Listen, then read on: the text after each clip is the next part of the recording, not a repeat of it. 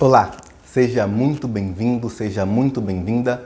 Eu sou o Hugo, criador do treinamento Prática Vencedora em Juizados Especiais, e nesse mini curso eu vou ajudar você a vencer a insegurança e ter êxito em suas ações em juizados especiais.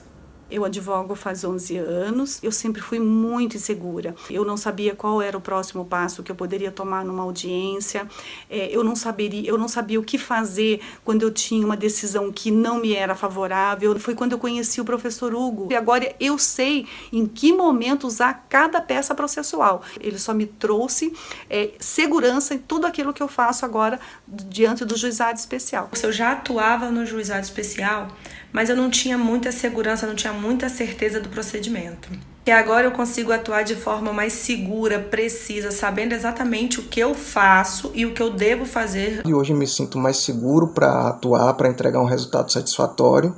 E isso é possível, mesmo que você seja um jovem advogado recém-formado, ou mesmo que você já tenha se formado há muito tempo e que se sinta incapaz de atuar em juizados.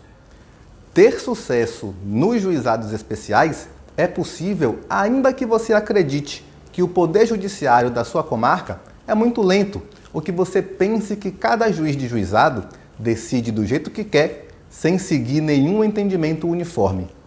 Nós vamos falar sobre como evitar erros graves, erros que podem prejudicar as suas ações em juizados. Assim, você vai garantir melhores resultados nas suas ações. E olha só, talvez você esteja se perguntando quem sou eu para ensinar isso para você. E talvez eu também não acreditasse que isso é possível se eu não tivesse conhecido o outro lado do balcão, se eu não tivesse acompanhado e aconselhado juízes diariamente em suas decisões e visto com meus próprios olhos quais são as técnicas e as estratégias que mais funcionam em juizados. Eu dediquei os últimos 10 anos a ser assessor de juiz em turma recursal, que é uma espécie de segundo grau dos juizados. Nesse período, eu já analisei mais de 7.500 processos, onde eu, pessoalmente, ajudei o juiz a tomar uma decisão. E nesses processos, eu vi os advogados cometerem sempre os mesmos erros. São erros que você pode evitar facilmente, desde que você os conheça. Eu não sei se você sabe, mas há uma teoria de que para alguém ser considerado especialista em alguma coisa, ele deve ter praticado aquela atividade com consistência por mais de 10.000 horas. Isso significa, por exemplo, trabalhar 40 horas por semana por 5 anos. E olha só, a minha experiência com juizados já é mais do que o dobro disso. É por isso que eu posso afirmar que eu tenho experiência prática, de quem botou a mão na massa mesmo para transmitir para você. É conhecimento prático de quem conhece o outro lado do balcão, coisa que você não vai encontrar em livros nem viu na faculdade.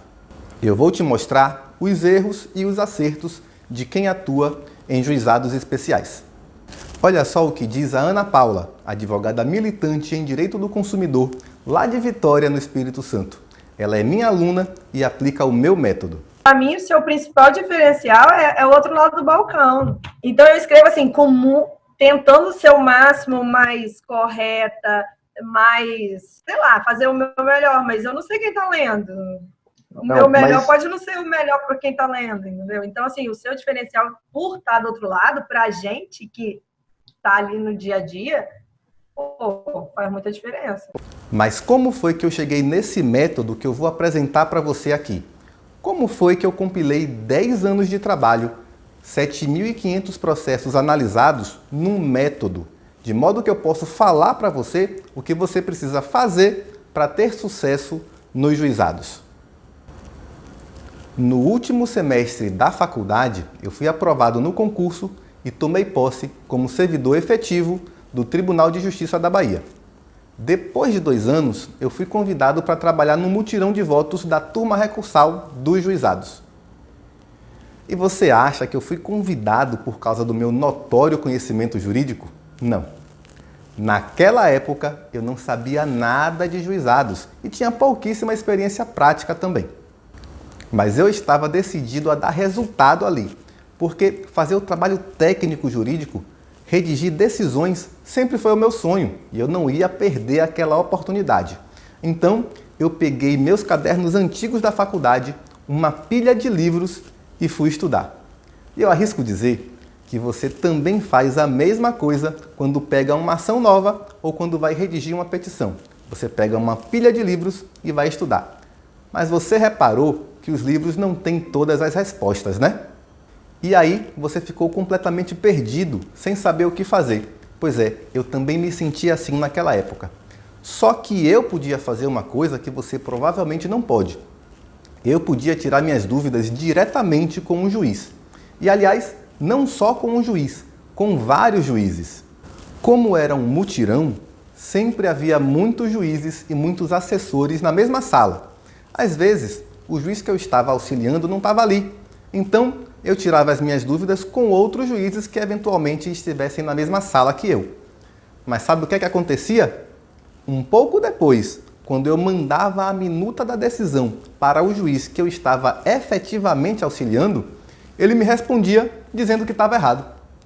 E isso me chocava, porque eu tinha apenas seguido rigorosamente as orientações de outro juiz. Como é que agora um juiz me diz que o outro estava errado?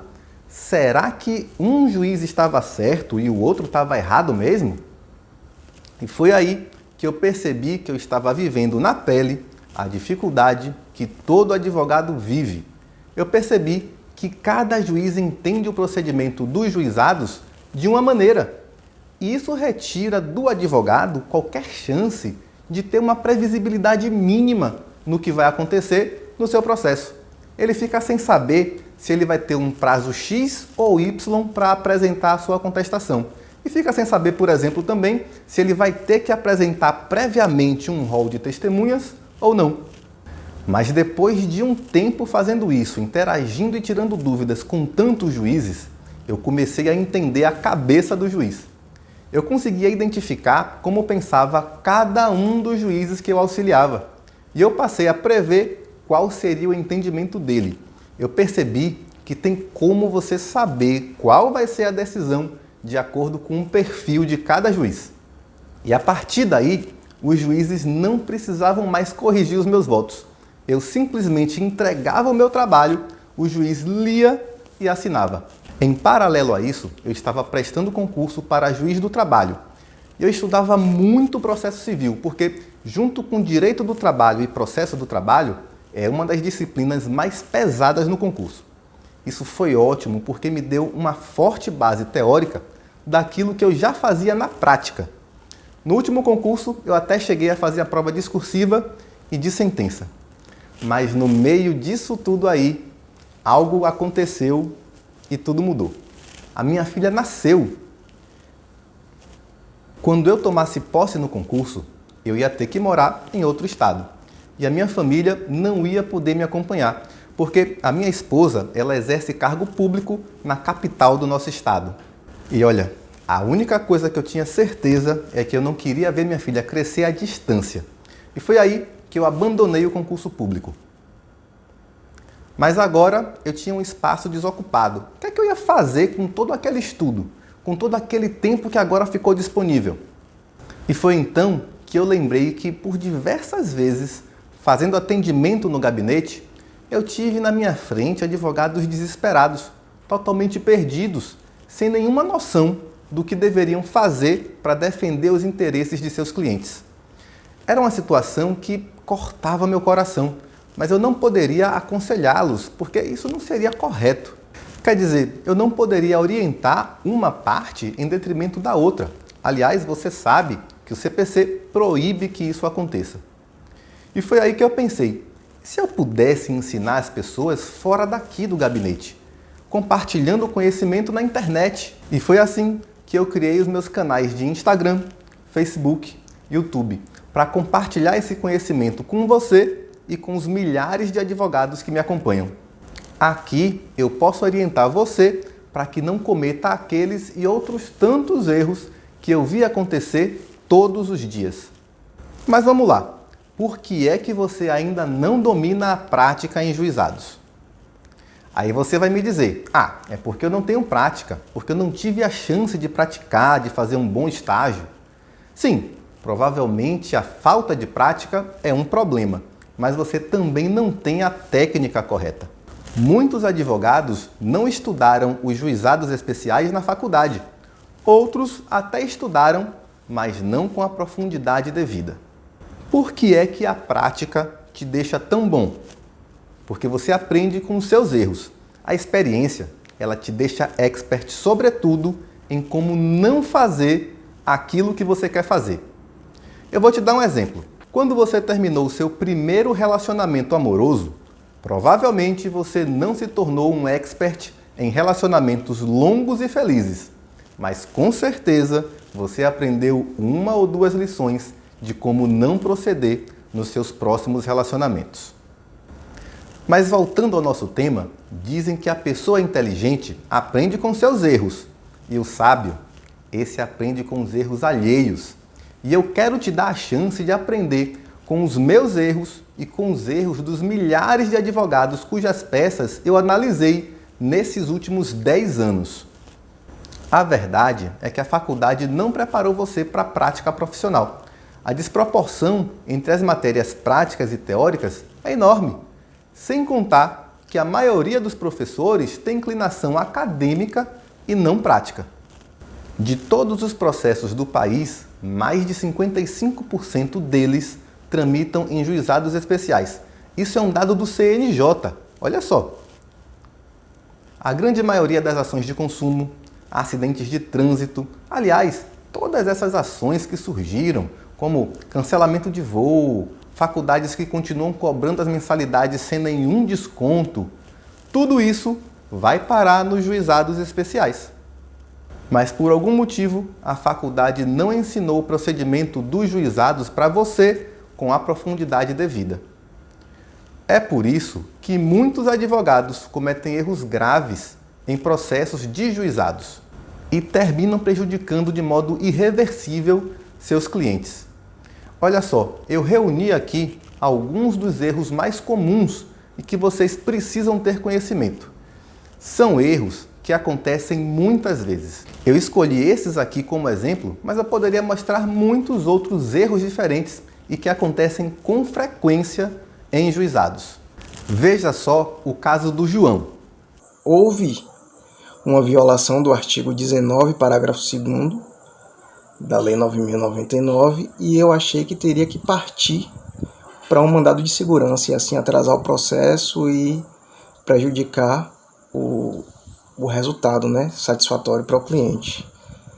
Conversando com o professor Hugo, ele falou: não, João, aposte, oponha embargos de declaração, mesmo em face de um despacho de mero expediente, porque na prática eu já vi acontecer, eu já vi o juiz acolher, e com isso você vai economizar muito tempo.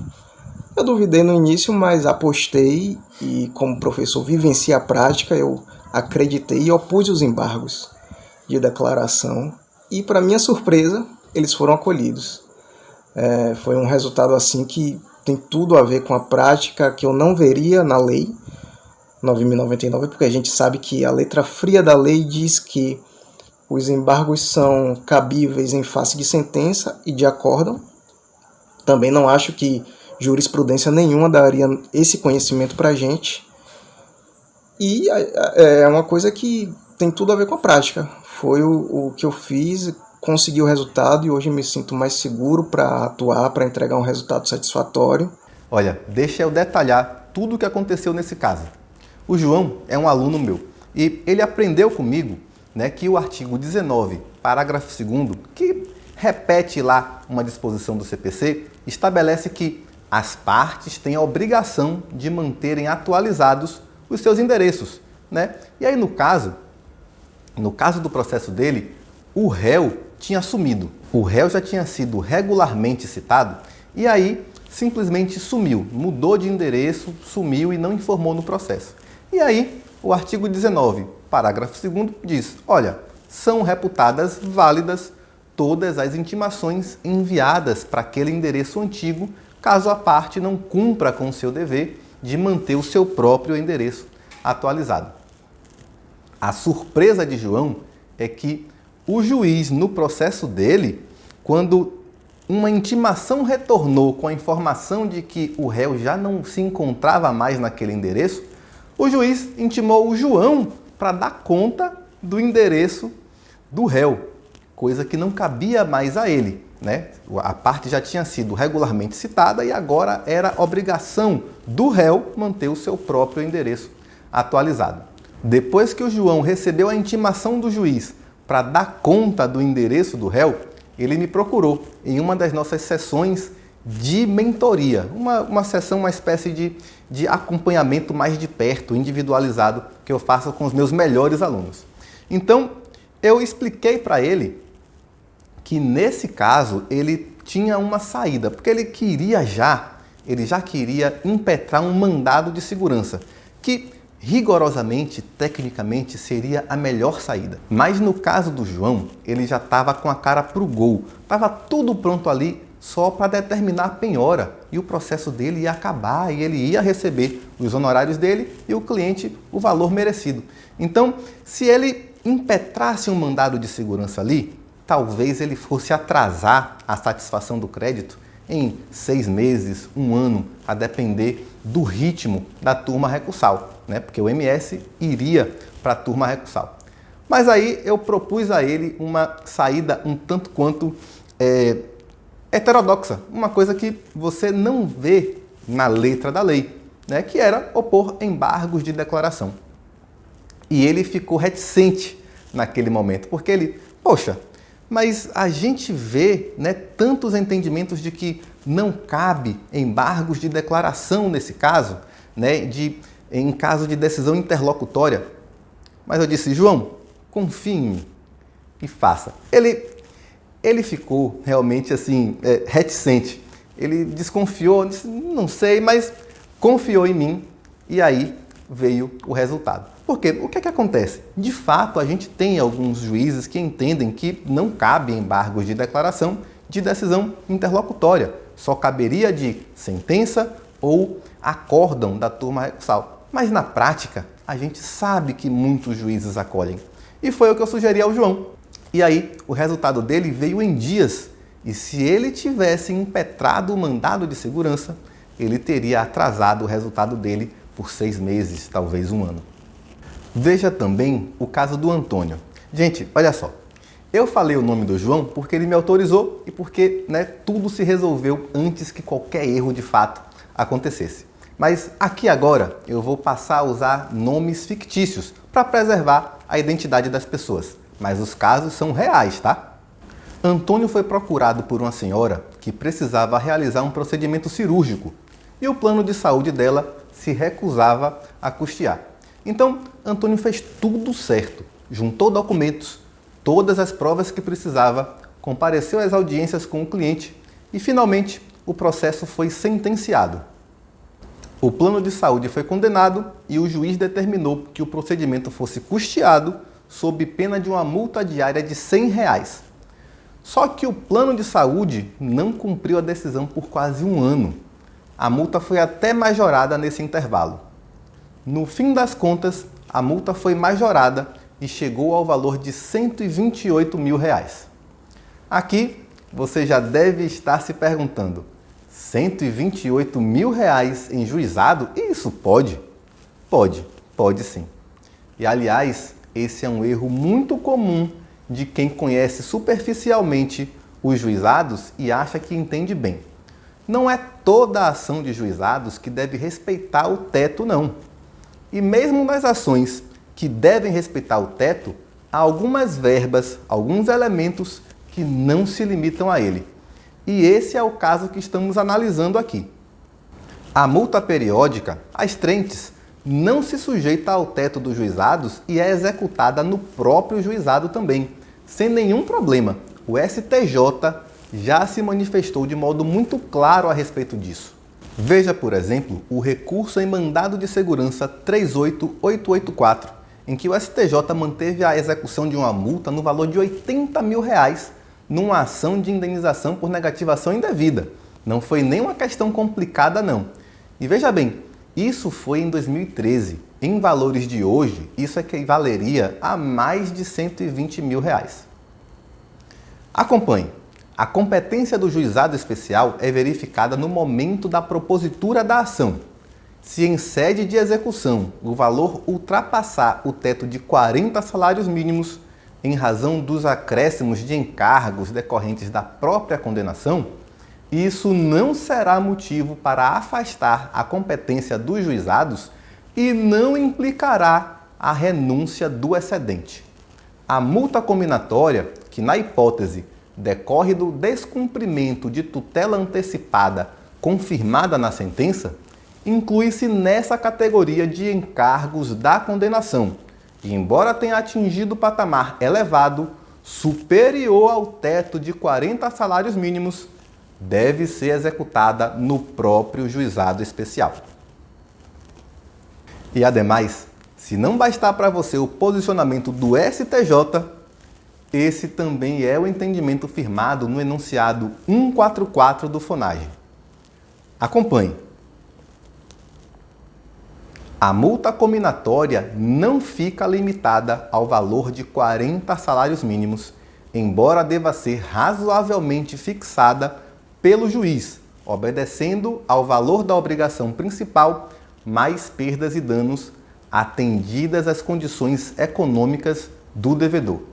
Gente, quando o enunciado fala que deve obedecer o valor principal, não quer dizer que está limitado ao valor principal, não. Quer dizer apenas que deve guardar uma proporção com aquele valor. Então, se você tem uma ação que discute R$100, você não vai chegar a 10 milhões de reais numa multa.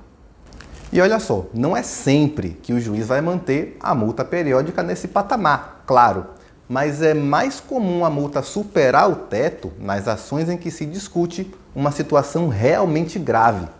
No caso do cliente de Antônio, por exemplo, era uma questão de saúde. Havia risco à saúde e até mesmo à vida do paciente. Então, nesse caso, muitos juízes não veem problema nenhum em manter multas acima do teto. Mas enfim, vamos voltar para o caso do Antônio. Então, Antônio requereu a execução da multa. O juiz intimou o plano de saúde para se manifestar. Nesse momento, o plano de saúde juntou uma petição simples, argumentando que a decisão já havia sido cumprida há muito tempo e apresentou uma autorização que não tinha nada a ver com o procedimento que era objeto da ação. Era um documento de outro procedimento que o autor até tinha realizado mesmo, mas não tinha nada a ver com a ação ali discutida.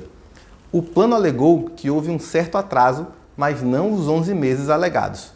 Então, o juiz, induzido a erro, entendeu que o plano de saúde tinha cumprido a obrigação muito antes da data que realmente cumpriu e reduziu a multa de 128 mil para 10 mil reais. Mandou recalcular e chegou nesse valor. Então, determinou o prosseguimento da execução para o pagamento desses 10 mil reais. Antônio, então, advogado muito diligente, quis impugnar a decisão e interpôs um recurso nominado para a turma recursal. O problema, amigos, é que nesse caso não cabe recurso nominado, porque o recurso nominado na fase de execução, ele só cabe das decisões que põem fim aos embargos à execução. Isso é o que está claramente firmado no enunciado 143 do FONAGE. A decisão que põe fim aos embargos à execução de título judicial ou extrajudicial é sentença, contra a qual cabe apenas recurso inominado. A decisão que reduziu a multa foi uma decisão interlocutória, decorreu de uma petição simples que o réu atravessou nos autos. Não eram embargos à execução. Aliás, não tinha nem havido ainda a garantia do juízo, que é indispensável ao processamento de eventuais embargos à execução. Isso é o que está no artigo 53, parágrafo 1º da Lei 9.099. O problema é que, quando finalmente o recurso dele foi analisado e ele recebeu essa resposta, já havia passado o prazo para tomar a providência adequada naquele caso. E Antônio terminou causando um prejuízo de 118 mil reais, só porque ele não sabia qual seria a medida adequada para impugnar aquela decisão. E por que isso acontece? Porque o advogado inexperiente, ele ouviu dizer que o recurso nos juizados é o recurso inominado, como se não tivesse mais nenhum outro. Então, ele pensa que essa é a única forma de impugnar as decisões judiciais nos juizados. Mas existem outras e você precisa conhecer. Nesse caso, por exemplo, caberia mandado de segurança endereçado à turma recursal. E sim, é possível. Há diversos entendimentos nesse sentido, inclusive a súmula 376 do STJ, que admite o mandado de segurança em face de decisões provenientes dos juizados. E olha só, compete à turma recursal processar e julgar o mandado de segurança contra ato de juizado especial. Então você vê que o STJ não só admite, como até diz quem é que vai julgar. O próximo caso é de uma advogada experiente, a Beatriz, só que ela não é acostumada a atuar em juizados. Ela foi contratada por uma pequena empresa para ajuizar uma ação de indenização por dano moral decorrente da inscrição indevida em cadastro de proteção ao crédito. É uma ação muito simples, muito tranquila, e a Beatriz estava feliz sabendo que seria um processo muito simples e tranquilo para se trabalhar. Ela orientou o cliente, compareceu às audiências, diligenciou no processo e no fim a sentença foi de procedência, como se esperava. Só que o juiz, por algum motivo, fixou a indenização no valor de R$2.000, muito abaixo do que seria esperado, sobretudo sendo uma pessoa jurídica, caso em que os juízes normalmente costumam fixar indenizações num patamar um pouco superior do que seria conferido a uma pessoa física. Então, Beatriz, inconformada, interpôs recurso inominado e recolheu as custas. Só que ela recolheu somente as custas referentes ao recurso inominado. E qual é o erro aqui? O erro é que quando você recorre nos juizados especiais, você deve pagar todas as custas, inclusive as que foram dispensadas no primeiro grau. Isso inclui as custas de intimação, por carta, por oficial de justiça que seja, as despesas referentes às causas em geral, isso é, ao trâmite do processo lá no juizado, do início até a sentença. Tudo isso deve ser recolhido também no momento do recurso. Essa é a clara expressão do artigo 54, parágrafo único da Lei 9.099. Olha só, o preparo do recurso na forma do parágrafo 1º, artigo 42 desta lei, compreenderá todas as despesas processuais, inclusive aquelas dispensadas em primeiro grau de jurisdição, ressalvada a hipótese de assistência judiciária gratuita. Mas Beatriz, acostumada com outro procedimento, terminou recolhendo apenas a guia referente ao recurso. E o que aconteceu? O recurso dela não foi nem mesmo conhecido pela turma recursal, porque estava deserto. A decisão transitou em julgado e nada mais pôde ser feito. Então, o cliente de Beatriz, que tinha a expectativa de receber algo em torno de 10, 15 mil reais de indenização, teve que se contentar com R$2.000 e ainda teve que pagar as custas do recurso. E por que isso acontece? Porque quem está acostumado a militar em outro ramo do judiciário, acostumado com um procedimento comum, termina acreditando que devem ser recolhidas somente as custas daquele ato, do recurso, e desconhece que nos juizados o preparo do recurso inclui todos os atos praticados até aquele momento. E isso é uma coisa que muita gente experiente termina errando e o prejuízo é gravíssimo. Você sabe por quê? Porque nos juizados não cabe a complementação do preparo. Eu sei que o CPC dá essa chance para você no procedimento comum, mas nos juizados isso não é admitido. Tem inclusive enunciado do FONAGE, o enunciado 80. Acompanhe. O recurso inominado será julgado deserto quando não houver o recolhimento integral do preparo e sua respectiva comprovação pela parte, no prazo de 48 horas, não admitida a complementação intempestiva, artigo 42, parágrafo 1º da Lei 9.099. E olha, isso já foi discutido até no STJ. Não tem jeito. Não cabe complementação do preparo. Então, se você não faz o preparo certinho, centavo por centavo, conhecendo detalhadamente a tabela de custas do seu estado, você não vai ter chance de corrigir o seu erro, não. O recurso será julgado deserto, a decisão vai transitar em julgado e nada mais vai poder ser feito. Vamos passar então para o próximo caso. O caso do Carlos é muito curioso, porque ele não sabia que nos juizados a presença física da parte é indispensável. Essa é a interpretação que se dá ao artigo 9º da Lei 9.099.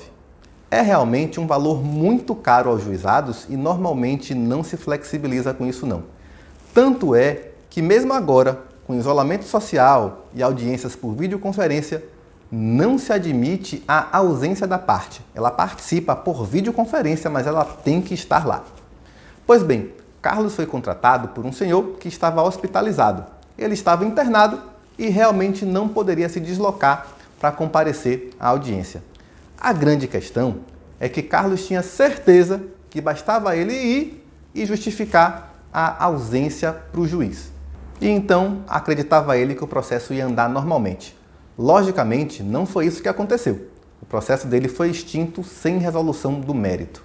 Mas Carlos não se convenceu não e resolveu recorrer. O cliente pagou as custas e o processo foi para a turma recursal. Gente, as custas estão cada vez mais caras. Facilmente alcançam um valor de R$5.000.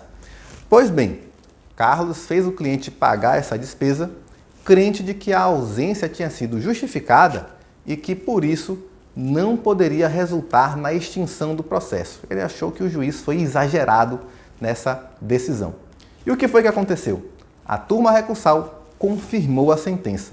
E o cliente dele teve que amargar o prejuízo das custas que pagou para interpor um recurso que não tinha nenhuma chance de ser provido. O próximo caso é o da Daniela. Ela foi contratada para ajuizar uma ação de despejo por falta de pagamento. Então, ela ajuizou no juizado especial. No início, correu tudo bem. Ela foi para a audiência com o cliente, o processo foi sentenciado, só que a sentença foi de improcedência. Ela então recorreu. O recurso subiu para a turma recursal, foi incluído em pauta e ela então, no dia do julgamento, foi fazer a sua sustentação oral. Ela se preparou, levou memoriais e chegou cedo no dia da sessão. Então, quando o processo foi chamado a julgamento, é que ela se aproximou da tribuna e ela lá, de pé, descobriu que o processo seria extinto sem resolução do mérito, porque foi reconhecida a incompetência dos juizados especiais. E o que foi que houve aqui? Nos juizados só cabe a ação de despejo para uso próprio. A ação de despejo por falta de pagamento não cabe no juizado não. Isso é o que está claramente estabelecido no artigo 3º, inciso 3º, da Lei 9.099 e no enunciado 4 do FONAGE. Olha só, nos juizados especiais só se admite a ação de despejo prevista no artigo 47, inciso 3º, da Lei 8245 de 91, que é a ação de despejo para uso próprio.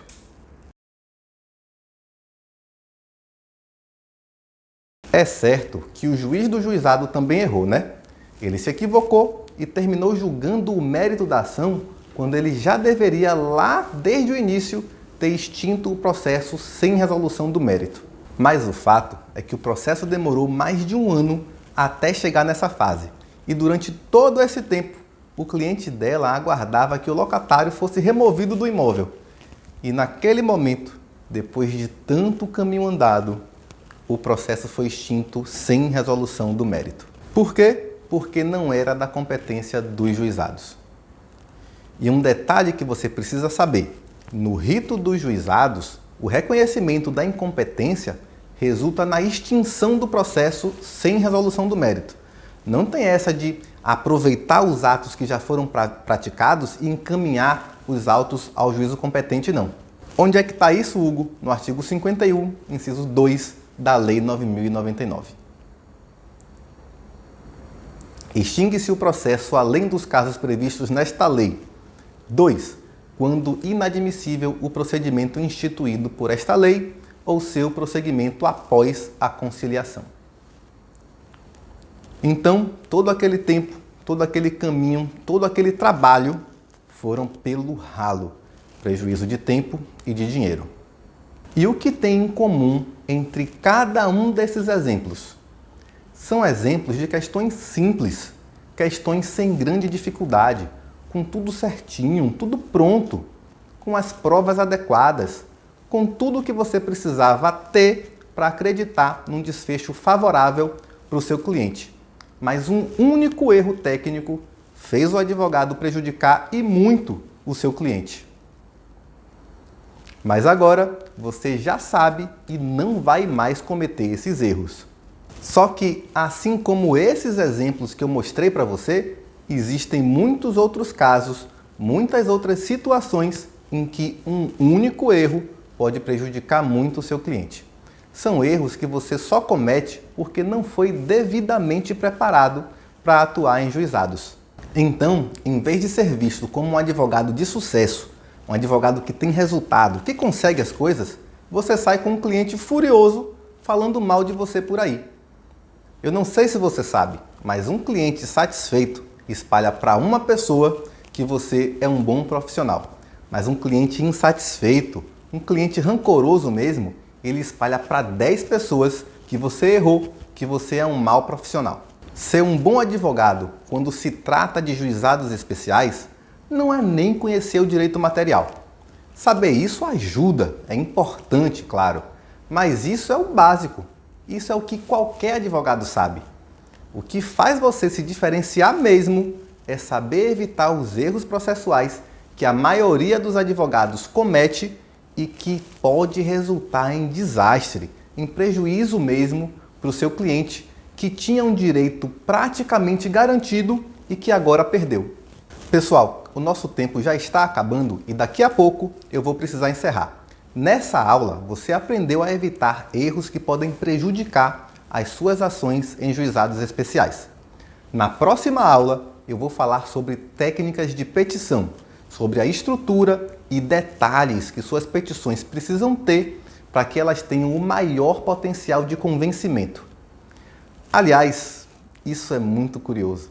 Talvez você imagine que somente o juiz analisa o seu processo. Na verdade, antes do juiz, é muito provável que o seu processo passe por um servidor, um assessor, um juiz leigo ou até um estagiário. Essa pessoa, ela vai fazer um rascunho da decisão e pode ser que ela não conheça tão bem a matéria assim. E se a sua petição não estiver perfeita, estruturada de um modo que destaque os elementos mais importantes e que favoreça mesmo a compreensão, pode ser que o resultado não seja nada bom lá na frente. Mas sobre isso eu falo mais na próxima aula. Enquanto isso, deixe um comentário aqui na área de comentários embaixo do vídeo. E se você quiser uma experiência mais intensa, entre na nossa comunidade do Facebook e deixe o seu comentário lá. Aqui embaixo do vídeo você vai encontrar um botão azul dizendo assim: quero entrar na comunidade. Entra lá, se apresenta, deixa o seu comentário, tudo gratuito, tá? Aproveita e diz quais são os temas que você ainda quer ver aqui. Você vai encontrar lá muito conteúdo extra. Atenção, viu? Aulas extras, estudos de caso de pessoas que superaram a insegurança e agora têm êxito em juizados. E se você deixar o seu comentário lá, eu vou ler todos. E eu prometo que vou fazer o possível para responder a todos também. Aproveite o embalo e me siga lá no Instagram. Lá tem conteúdo novo todo dia. Tudo sobre a prática em juizados. E agora, atenção! No decorrer dessa semana, vamos ter aulas ao vivo, complementando essas aulas daqui. Elas vão acontecer terça e quinta às 19 horas e sábado às 15 horas. Por isso, é importante você me seguir, justamente porque as aulas serão transmitidas ao vivo lá pelo Instagram. Eu vou deixar o link para o meu Instagram aqui embaixo ou aqui do lado do vídeo. E mais um detalhe, a depender do dia em que você esteja vendo essa aula aqui, talvez as aulas seguintes já estejam liberadas. Aqui em cima do vídeo você vai encontrar botões numerados de 1 a 3 ou de 1 a 4. Para passar para a aula seguinte, é só clicar no botão com o número 2. Eu preciso ler esses depoimentos porque eles me orgulham muito. Olha só. Hugo, a cada dia que passa sou mais sua fã. Sou professora de prática cível e às vezes leio o que você escreve e me vejo escrevendo o mesmo. Ou ainda, leio respostas para perguntas minhas. Grande abraço. Essa foi da professora Flávia Cristina, lá do Rio de Janeiro. Olha esse aqui. Estou recomendando para todo mundo também. Tudo que me perguntam sobre juizados especiais, eu falo. Vai no Instagram de Hugo que a resposta vai estar lá com certeza. Olha essa do Fernando Góes. Sigo você no Instagram e é perceptível o seu domínio sobre os assuntos jurídicos relacionados com o juizado. Além do domínio, você é detentor de uma característica interessante. Consegue transmitir o conhecimento de forma simples e objetiva, sem rodeios. A Amanda Gomes de Salvador. Seus materiais são ótimos. Aprendo muito com eles, sempre me salvando na hora da prática. Você é uma pessoa espetacular. Sempre que precisei me direcionar até você, obtive todas as respostas que precisei, onde você sempre me respondeu de bom grado e de forma solícita. Obrigada por tudo.